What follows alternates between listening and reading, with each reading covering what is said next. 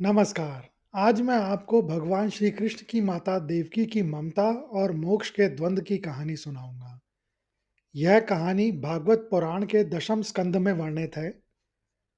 कंस वध के बाद जब भगवान श्री कृष्ण और बलराम शिक्षा ग्रहण कर गुरु सांदीपनि के आश्रम से लौट आए, तब देवकी और वसुदेव ने उन्हें स्नेह और गर्व से देखा। लेकिन देवकी के मन में एक अतृप्त इच्छा रह गई थी। देवकी ने कृष्ण से कहा, हे पुत्र, तुम सर्वशक्तिमान हो। तुमने कंस जैसे क्रूर को मारा और मुझे वर्षों के कारावास से मुक्त किया। लेकिन मेरे हृदय में एक गहरा घाव है। मेरे 6 नवजात पुत्रों को कंस ने मेरे सामने निर्दयता से मार डाला था। मैं अब उन्हें नहीं देख सकती हूँ। यद्यपि तुम मेरे साथ हो, फिर भी एक माँ के रूप में मैं उनसे एक बार मिलना चाहती हूँ, उन्हें स्पर्श करना चाहती हूँ। क्या तुम मेरे लिए यह असंभव कार्य कर सकते हो? देवकी का यह निवेदन केवल एक माँ का आग्रह नहीं था, यह उन सभी अपूर्ण इच्छाओं और वियोगों का प्रतीक था जिनका सामना एक माँ करती है। वह कृष्ण के ईश्वरत्व को नहीं, बल्कि उनके पुत्र धर्म को ललकार रही थी। देवकी का यह निवेदन केवल पुत्र मोह नहीं था, बल्कि उन आत्माओं के प्रति न्याय की मांग थी जिन्हें असमय मृत्यु मिली थी। कृष्ण ने अपनी माता के आंसू पोंछे, हालांकि वे जानते थे कि ये पुत्र मोक्ष के लिए ही उनके पास आए थे। पर एक पुत्र के रूप में उन्होंने उन्होंने अपनी मां के मातृत्व दुख को तुरंत दूर करने का निश्चय किया। उन्होंने देवकी को अत्यंत प्रेम और दृढ़ता के साथ वचन दिया, हे माँ, आपके आंसू मेरे लिए आदेश हैं। मेरे रहते आपके हृदय में कोई पीड़ा शेष नहीं रहेगी। मैं उन 6 आत्माओं को वापस लाऊंगा जिनका वियोग आपके वर्षों को से सता रहा है। वे चाहे किसी भी लोक में हो, मैं उन्हें आपके सामने प्रस्तुत करूंगा। कृष्ण के इस आश्वासन में केवल पुत्र स्नेह ही नहीं, बल्कि उनकी सर्वशक्तिमत्ता का भाव भी था, क्योंकि केवल ईश्वर ही मृत्यु के चक्र में आत्माओं को वापस ला सकता है। कृष्ण और बलराम ने उस लोक की यात्रा करने का निर्णय लिया जहां वे आत्माएं निवास कर रही थीं। वह यमलोक या स्वर्ग या पाताल में कहीं भी हो सकता था। कृष्ण ने अपनी योगमाया का आवाहन किया। अपनी योगमाया की शक्ति से कृष्ण और बलराम सूक्ष्म रूप में पाताल के नीचे स्थित सुतल लोक की ओर प्रस्थान कर गए। यह यात्रा भौतिक साधनों से परे थी। यह एक आध्यात्मिक आयाम की यात्रा थी। सुतल लोक एक ऐसा आयाम है जो पृथ्वी के नीचे स्थित है। यह स्थान महान भक्त और दानवीर राजा बलि का निवास स्थान है। राजा बलि वही हैं जिन्हें भगवान विष्णु ने अपने वामन अवतार में 3 पग भूमि में मांगकर पाताल लोक भेजा था और वरदान दिया था कि वह वहां सुख पूर्वक निवास करेंगे। जब कृष्ण और बलराम सुतल लोक के द्वार पर पहुंचे, तो राजा बलि ने तत्काल उनकी दिव्यता को पहचान लिया। राजा बलि को यह देखकर अत्यंत आनंद हुआ कि उनके द्वार पर स्वयं उनके स्वामी भगवान विष्णु, कृष्ण और बलराम के रूप में खड़े हैं। राजा बलि ने अत्यंत श्रद्धा, विनय और भक्ति के साथ दोनों भाइयों का स्वागत किया। उन्होंने उनके चरण धोए और उन्हें सर्वोच्च स्थान पर बैठाया। राजा बलि ने पूछा, हे प्रभु, आज मेरे इस सुतल लोक की यात्रा करके आपने मुझे धन्य कर दिया। आप परमेश्वर हैं और आपका यहाँ आना निश्चित रूप से किसी महान उद्देश्य के लिए है। कृपया मुझे आज्ञा दें कि मैं आपके लिए की क्या सेवा कर सकता हूँ। तब कृष्ण ने उन्हें अपनी माता देवकी की इच्छा के बारे में बताया और उन 6 आत्माओं के बारे में पूछा जिन्हें कंस ने मारा था और जो अब वहां निवास कर रही थीं। राजा बलि ने तब श्री कृष्ण को उन आत्माओं का वास्तविक रहस्य का वृत्तांत सुनाया। वह 6 आत्माएं वास्तव में महान ऋषि मरीचि के पुत्र थे। मरीचि ऋषि ब्रह्मा के 10 मानस पुत्रों में से एक थे और उनका बहुत सम्मान था। एक समय की बात है, मरीचि ऋषि के ये 6 पुत्र तपस्या में लीन थे, तभी उन्होंने एक दृश्य देखा। भगवान ब्रह्मा के एक और पुत्र थे जिनका नाम योगी योग निद्रा था। योगी योग निद्रा अत्यंत ज्ञानवान और तपस्वी थे, लेकिन वे हमेशा तपस्या की मुद्रा में ही रहते थे। मरीचि के उन 6 पुत्रों ने अहंकारवश या अज्ञानवश योगी योगी निद्रा को तपस्या में लीन देखकर उनका उपहास किया। उन्हें लगा कि योगी की यह मुद्रा हास्यास्पद है। योगी योग निद्रा जो त्रिकालदर्शी थे, उन्हें अपने अपमान का ज्ञान हुआ।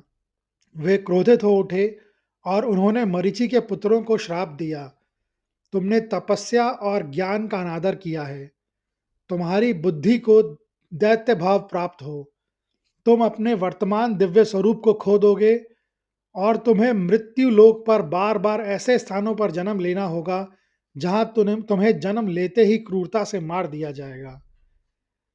इस श्राप के कारण वह छहों आत्मा अपने दिव्य पद से गिर गईं और दुखी होकर पाताल में विचरण करने लगीं। श्राप के प्रभाव से वह 6 आत्माएं सबसे पहले राक्षस हिरण्यकश्यपु के पुत्रों के रूप में जन्मी, लेकिन वहां भी उन्हें शांति नहीं मिली। श्राप के दूसरे चरण में उन्हें देवकी के गर्भ से जन्म लेने के लिए मजबूर किया गया। यह उनके कर्मों का फल चुकाने का एक तरीका था। राजा बलि ने बताया कि इन पुत्रों का वध करने वाला कंस पिछले जन्म में एक क्रूर राक्षस काल नेमी था। काल नेमी को ही एक लीला के तहत कंस के रूप में जन्म लेना पड़ा, ताकि वह अपने ही बहन के पुत्रों का वध करे और इस तरह उन मरीचि पुत्रों के श्राप को पूरा करवा सके। राजा बलि ने बताया कि जब ये 6 आत्माएं देवकी के गर्भ से निकलकर मृत्यु को प्राप्त हुईं, तो योग माया ने उन्हें मोक्ष से पहले अंतिम रूप से शुद्ध करने के लिए उनके पास सुतल लोक भेज दिया था।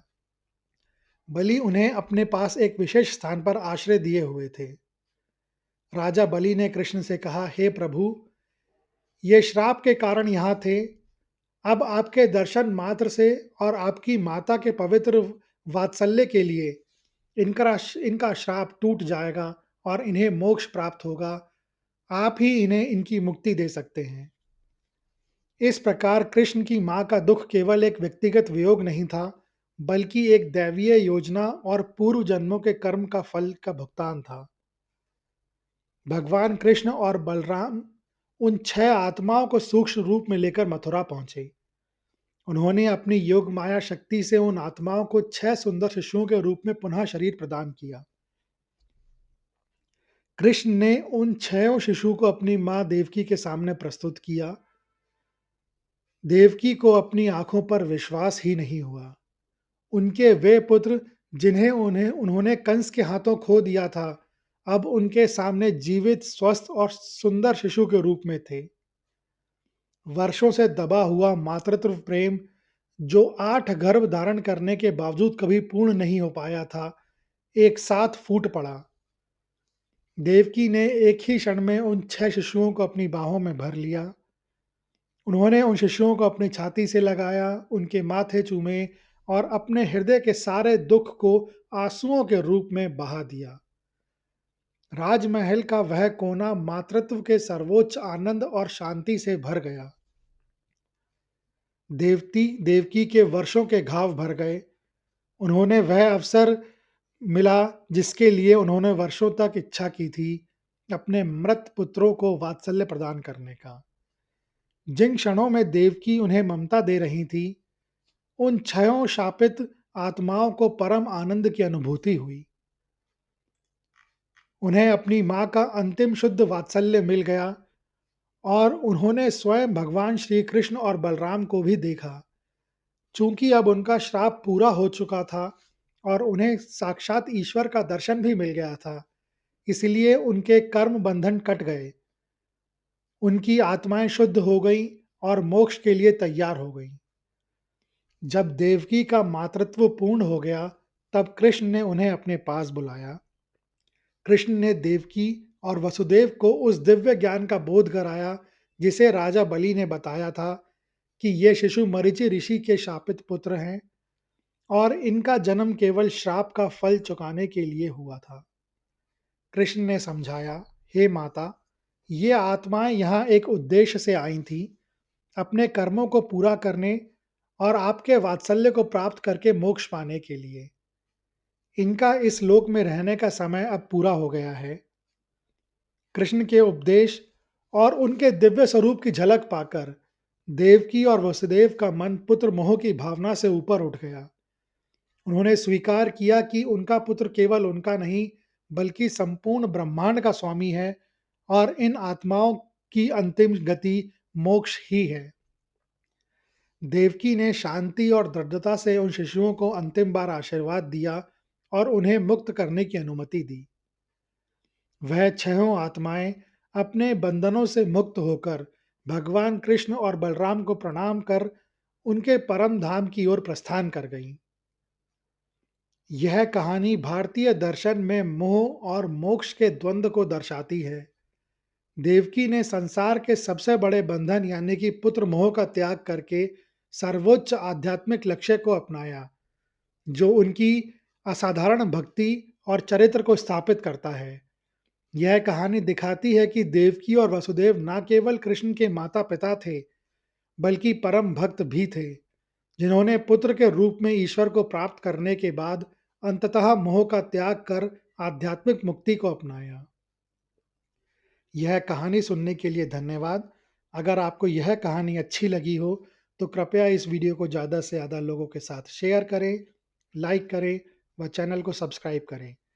कमेंट्स बॉक्स में लिखें, जय श्री कृष्ण।